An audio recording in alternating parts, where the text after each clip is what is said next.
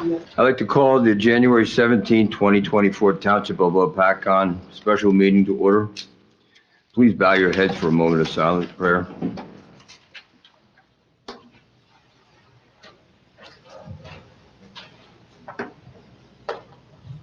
Oath of allegiance. Pledge allegiance to the flag of the United States of America, to the republic for which it stands, one nation, under God, indivisible, with liberty and justice for all. Adequate notice of this meeting has been provided indicating the time and place of the meeting in accordance with Chapter 231 of the Public Laws of 1975 by advertising a notice in the Star Ledger and the Express Times, Warren County Zone, and by posting a copy on the bulletin board in the municipal building.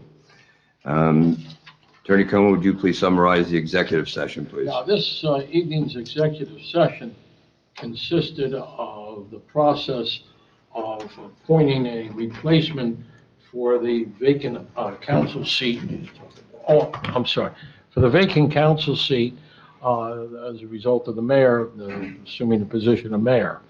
That is what we call, for lack of a better term, a temporary appointment. In other words, a person, if the council votes tonight to fill that seat, and I'll give you the process in a moment, that person would serve until the general election in November of 2024. Of course, that person could run for the unexpired term, which would be 1 year left after that. So the appointment is from now until the election in November, when whoever wins that seat is certified by the county clerk. That person would be sworn in at that time.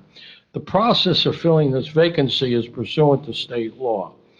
It's whatever the person who vacated the seat, whatever party that person was a member of, in this case, Republican Party, then the Republican committee would recommend up to 3 names of persons to replace that person.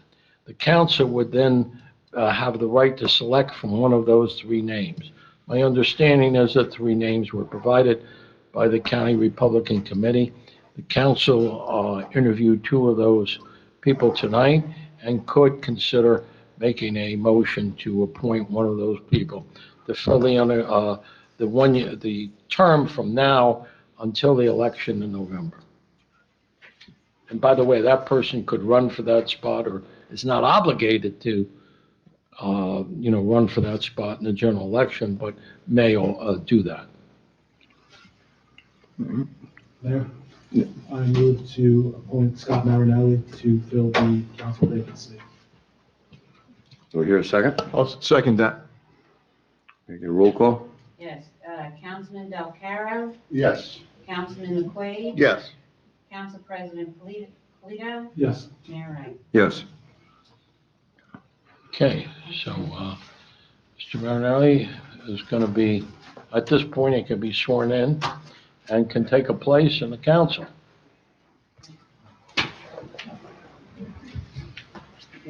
Stand here and face the audience. I want to raise your right hand and repeat after me. I, Scott Marinelli, I, Scott Marinelli, do solemnly swear do solemnly swear that I will support the Constitution of the United States that I will support the Constitution of the United States and the Constitution of the State of New Jersey. and the Constitution of the State of New Jersey. I will bear true faith and allegiance to the same I will bear true faith and allegiance to the same, and to the governments established in the United States and to the government established in the United States and in this state and in this state, under the authority of the people, under the authority of the people, and that I will faithfully, and that I will faithfully, impartially, impartially, and justly perform and justly perform all the duties of the office of councilman all the duties of the office of councilman according to the best of my ability. according to the best of my ability, So help me God. so help me God. Congratulations. Take your seat. Stand for a minute there.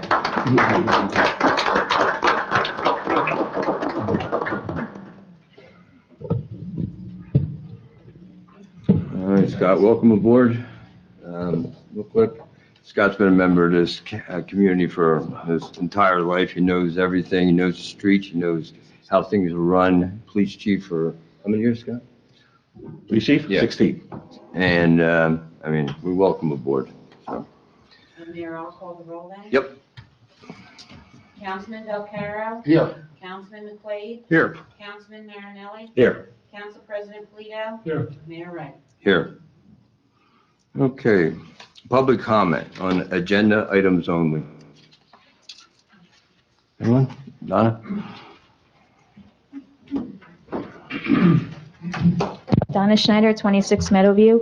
I have a couple of questions.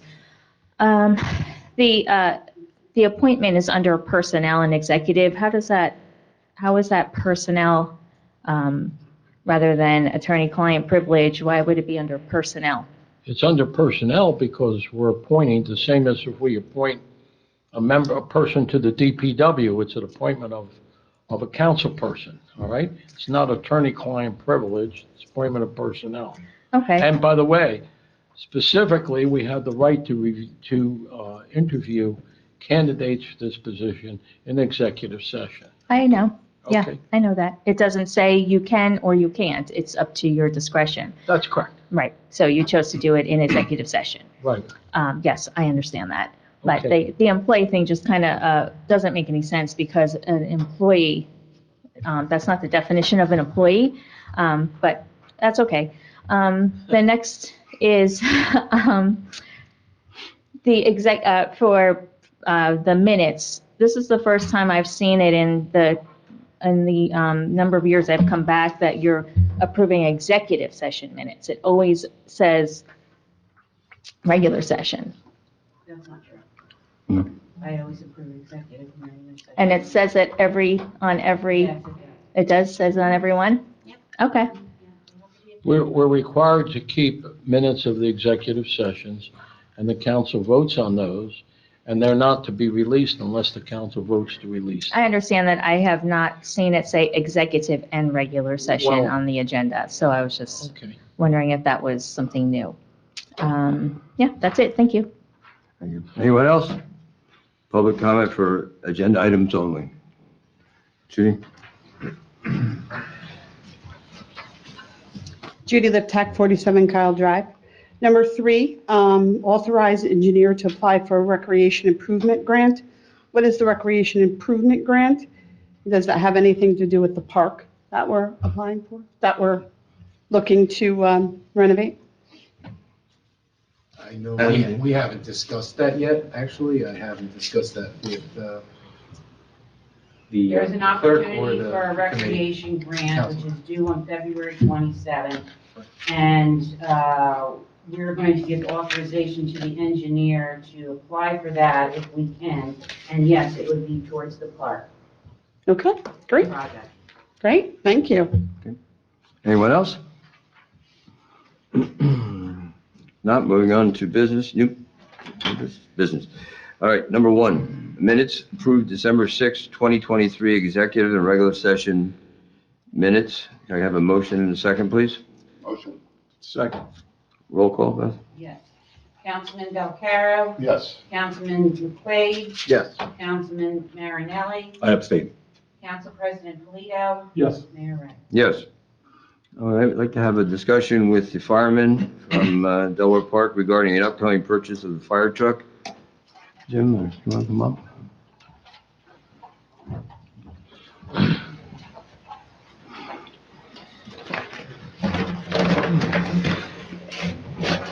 Jim, if you would just state your name and Mr. Olson's name and Yes, Jim Marinelli, Captain and President of Delaware Park Fire Company. And with me also is the Assistant Chief of Delaware Park, Martin Olson.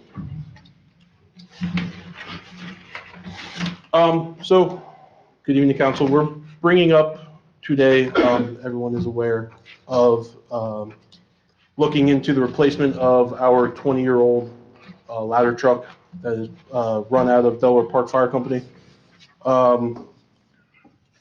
This apparatus, as we know, is a 2004. It is now 20 years old. It has served the township all of those years in many, many ways. So first of all, I just want to pass to the councilman. I have copies of information that has been provided to us in reference to the truck itself.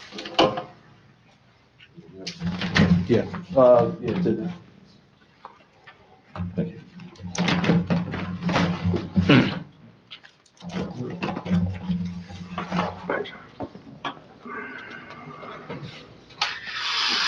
Yep.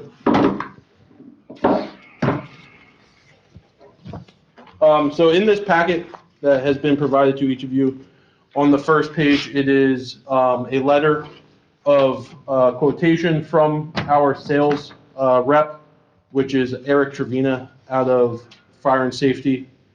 They're the salespeople for Pierce Fire Apparatus, and they're out of South Plainfield.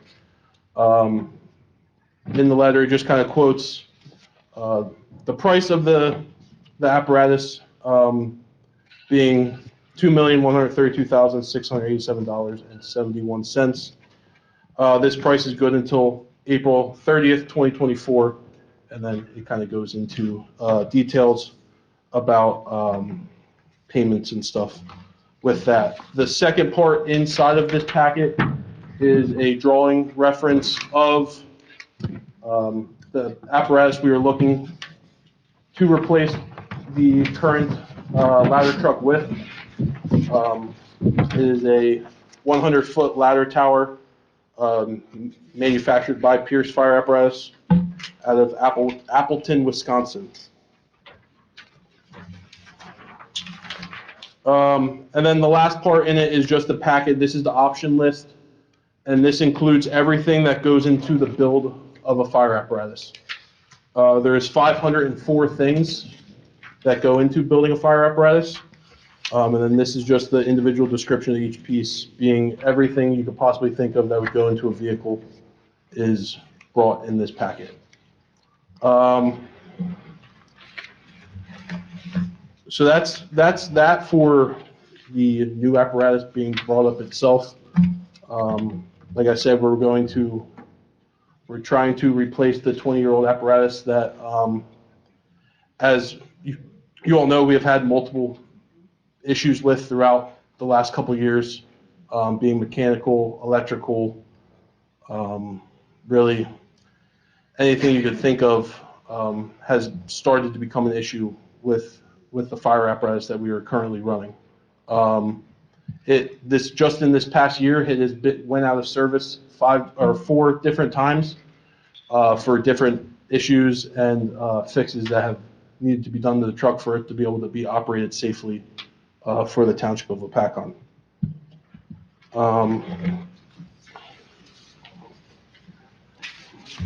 Does anyone have any questions about the packet that? Now, this truck was involved in a motor vehicle accident? Correct? Yes. So the apparatus that we are currently using was involved in a motor vehicle accident. It was T-boned while responding to an incident in Overlook. During that accident, the vehicle that ran into the truck hit directly in the battery area of the 2004 apparatus, and doing that, it exploded the batteries and has kind of caused many electrical issues that we are now seeing more and more evident throughout the years since the accident. We were told that it surged the whole electrical system in the truck, and that's kind of what we're coming into, seeing more and more issues with electrical and multiple other things that we can explain if needed. How about the frame? Was that damaged and stuff at the same time, or? Frame was not damaged. They told us the frame was good. The cab was damaged. The door was replaced, and then the cab corner of the door had to be kind of reconstructed from that accident. And if we ordered a truck, say if we ordered it today, how long would it take to get it? So right now, from what I heard yesterday, that I was able to talk to Eric yesterday from Fire and Safety. Right now, it is approximately 36 to 40 months for an apparatus to be built. 36 is on the good end. I mean, he says it can always come in before that, but that's really the minimum they're giving is 36 months right now. So that's why we're also coming to you, right? We are bringing up this 20-year-old piece of apparatus. Right now, it would take 36 to 40 months from now just to be able to receive a new apparatus. So being able to keep this truck working and being able to be operated for the township for these next 3 years, the more we wait, the more the truck Right. ages. What about like a refurbishment? Is that, So a refurbishment is a possibility of the truck. They are not accepting refurbishments right now because of just right now it's taking them 36 to 40 months to be able to build a new truck. So they are looking into refurbishments, but they are the companies themselves are trying to avoid refurbishments as much as possible just because they are so behind that being able to, because to refurbish a truck, parts of the truck, they would have to stop the line that is being manufactured now, bring in molds of apparatus from 2004. So if like right now it's an E1 apparatus, E1 would have to take molds out of supply from a 2004 apparatus and be able to, that's what happened during the accident. They had to take a mold out, stop the line of production, insert a mold for a door of a 2004 apparatus to be able to reproduce that. So they're just so far behind. It is a possibility. I mean, the price is anywhere from, yeah, it would be you anywhere. still have a 20-year-old vehicle? Yeah, and then at the end of the day, you're not changing the motor, you're not changing every piece of electrical in the truck. With that, it's kind of just redoing the ladder itself, the pump, rebuilding what's there. But at the end of the day, you're still left with the bare bones of a 20-year-old apparatus.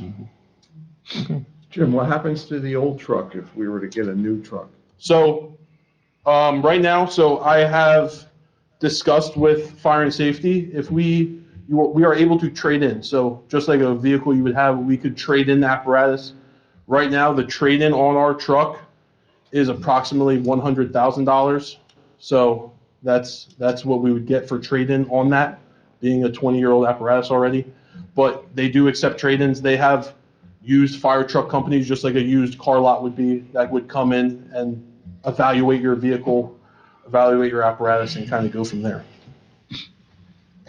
When did the accident in the truck happen? 2019. And it happened on the US 22 and 519 intersection. Jim, does this have its own tank, or is that pre-supplied like P-Works? No, so this truck, the truck we have now has a 500-gallon water tank.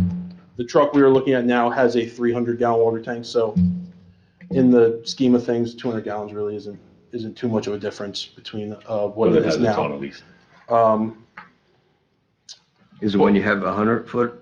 Yes, so right now, we have a 100-foot straight stick apparatus, which is a little different if you would look at the drawing provided. This is a 100-foot called ladder tower, meaning it has a bucket at the end of the ladder. This is helpful more for the rescue type areas, which we are seeing could become possible more and more throughout the township. Recently at Autumn Ridge, having the 4-story 55 and older, the 3-story care centers, more and more buildings being produced where higher elevation, and being able to reach them and make a rescue if happen to be out the window, much easily and safer utilizing a tower instead of a straight stick. Anybody else? Anybody have anything? Martin, do you have anything, or you want to add? No? And then one last thing. So I was able to talk to Eric today also. There is a possibility that they release periodically stock units that are put into production by Pierce themselves.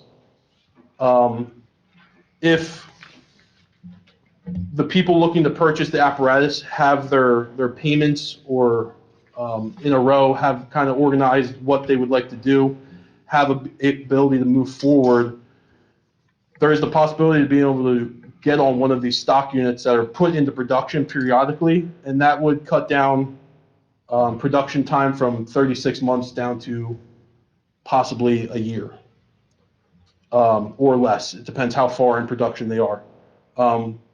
So I spoke with Eric today. He said it is a possibility. He goes, it just based on what you and the council come with kind of moving forward to be able to do that. But he said that once you would have something in a plan in place, we could move forward looking into that, which would, help us be able to replace the apparatus that we are trying to limp along in a much faster window than waiting the 36 to 40 months.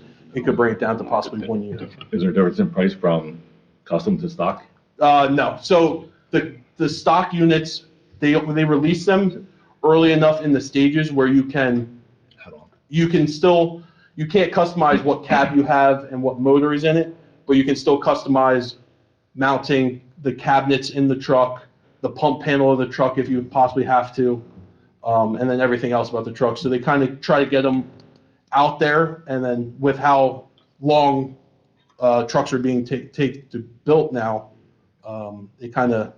people jump on them fast. So they're not on the stock line very long to be able to get production so far, but pricing is within the same, give or take a little bit, depending what is put onto the stock unit based on the cab or the pump panel and engine that's put in with it. You want to add anything on that? You want to add anything about it? Oh, no, this has to be publicly bid. So the price quote that we got is based off the HDAC and Sourcewell Cooperative Purchasing Agreement in New Jersey. Oh, okay. Yeah. So you're buying it under, A co-op. oh, I see. This is through already like a state bid or something? like Yes. Correct. that? Okay, That's got you. that price quote. I didn't know that. Based upon using, It's the, Because the NJ state contract is no longer available for Pierce fire apparatus.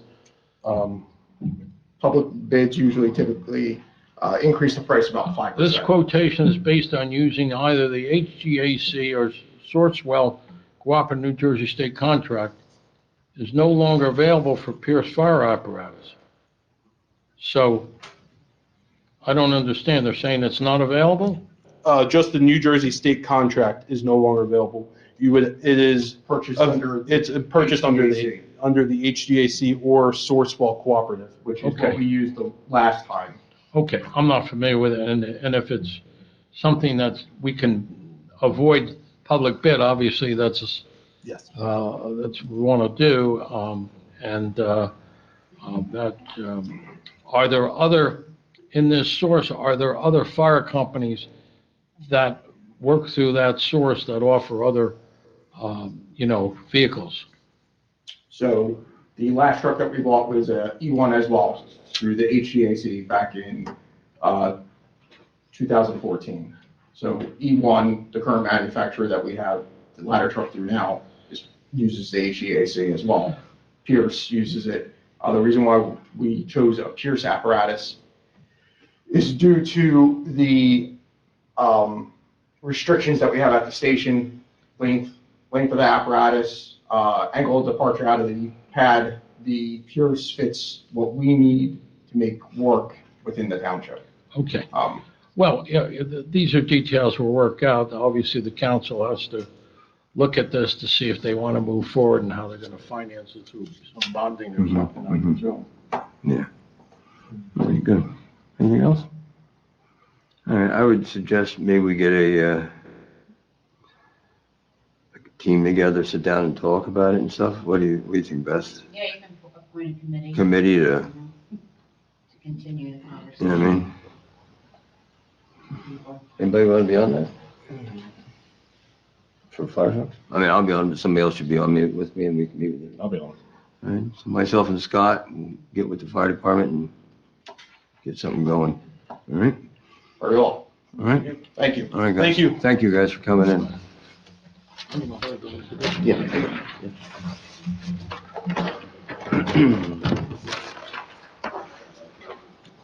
Okay. Okay, number 3, authorize engineer to apply for a recreational improvement grant due February 27, 2024. I need a motion and a second. A motion. Second. Roll call, Beth. Councilman Belcarro, Councilman McQuaid, Yes. Councilman Marinelli, Abstain. Council President Polito, Yes. Mayor Wright. Yes. Number 4, approve partial reduction on bond held on Sampson Septic and Excavating LLC pursuant to engineer's recommendation letter dated January 12, 2024. Need a motion and a second, please. Motion. I'll second that. Roll call? Councilman McQuaid, Yes. Councilman Marinelli, Abstain. Council President Polito, Yes. Mayor Wright. I'm sorry. Yes. Mayor's appointment, oh, the planning board, okay. No, that's, We're you don't gonna need a add- resolution. You're gonna add that. Okay. You don't need a resolution unless you want, you can do it just, but if they have a resolution. Okay. Number 5, resolution authorize refund or sewer overpayment for Block 85, Lot 11, in the amount of $45. Need a motion and a second, please? Motion. Second. Roll call? Councilman McQuaid, Yes. Councilman Marinelli, Abstain. Council President Polito, Yes. Mayor Wright. Yes. Number 6, resolution governing body appointment of William Vine to Zoning Board of Adjustment. Need a motion and a second, please? Motion. Second. Roll call, please? Councilman McQuaid, Yes. Councilman Marinelli, Abstain. Council President Polito, Yes. Mayor Wright. Yes. We added a number 7 for mayor's appointment of Anita Coy to the planning board. I need a motion and a second, please. Motion. Second. Roll call, please? Councilman McQuaid, Yes. Councilman Marinelli, Abstain. Council President Polito, Yes. Mayor Wright. Yes. Okay. Approval of payment of bills. You guys take a look at it. If anything- By the way, just for the record, her appointment is for what type of position to the planning? I have a full position. Full member? A full member. Okay, just wanted to set that for the record, thank you. All right. Need a motion and second for approval of bills. Motion. Second. Roll call, please. Yes. Councilman McQuaid, Yes. Councilman Marinelli, Abstain. Council President Polito, Yes. Mayor Wright. Yes. Public comment. Bruce.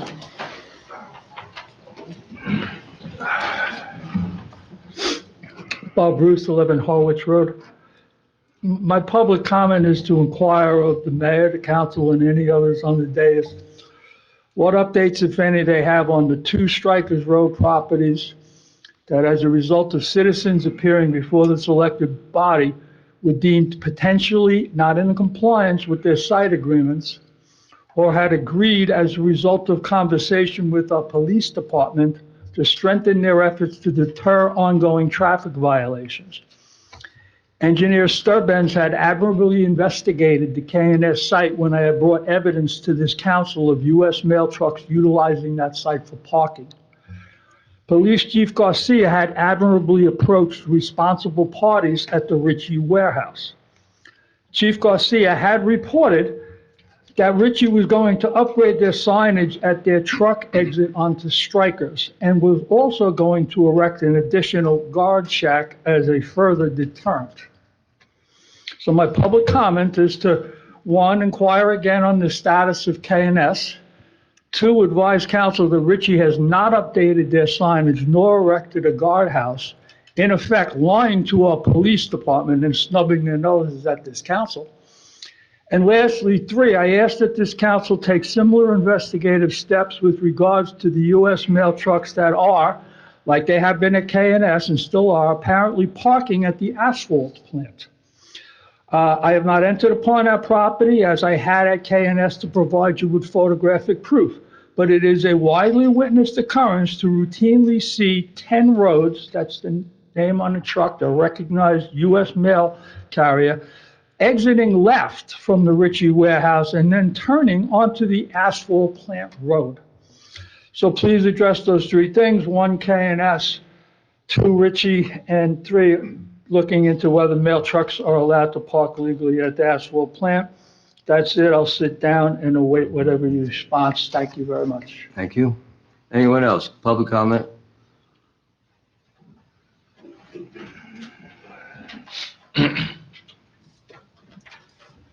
And Strauss, 110 South 6th Street. I'd like to, on the December 6th meeting, adopt resolution to hold executive session, attorney-client privilege, vacation alleyway request. I'd like an update on that. Is that moving forward? What is the council's position on it? Well, right now, sir, it's public comment only, and attorney's working on that, so we'll get, as soon as we come up with some information, we'll let you know. Okay. Okay, thank you. Anyone else? Public comment only? Judy?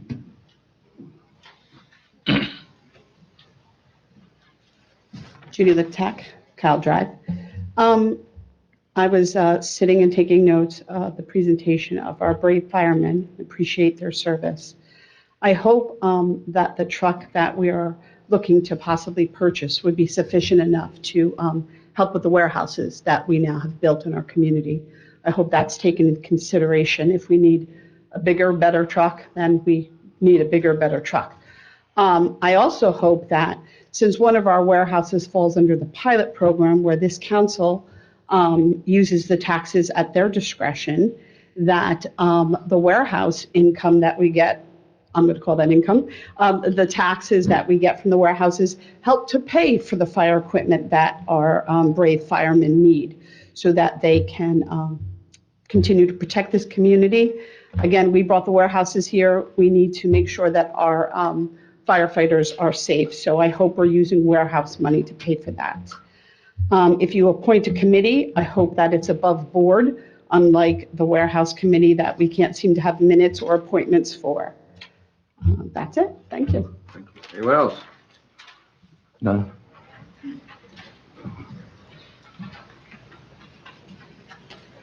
Donna Schneider, 26 Meadowview. I just want to also say, in the past, I had some differences with purchasing of fire equipment, but in this circumstance and with what's coming to our area, what we already have in our area, I really hope that this council grants them what they need. If we can spend 18 million on a park, we can definitely spend the money for these guys. So thank you.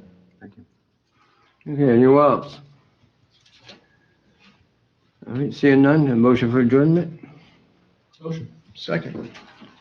Okay, All in favor? all in favor? Thank you for coming out.